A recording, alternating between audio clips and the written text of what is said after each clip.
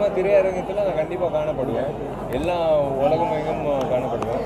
அடுத்த 26 வந்து நான் சொல்லிட்டேன், ஒரு வாட்டி தான் நான் சொல்ல முடியும், ஒவ்வொரு வாட்டி சொல்லிட்டு இருக்கக்கூடாது. அது வர நேரத்தில் டெஃபினட்டாக இல்லை கூட்டணி, இவங்களோட இந்த கட்சியோட கூட்டணி, இந்த கட்சியோட வந்து சீட்டு ஒதுக்கீடு, இதெல்லாம் வந்து யோசிக்கக்கூடாது. நீ மக்களுக்கு நான் நல்லது செய்கிறது யோசிக்கிறல்ல, அது மட்டும் யோசிச்சுட்டு இப்போ நீ தொடங்கி போயிட்டே இருக்கு.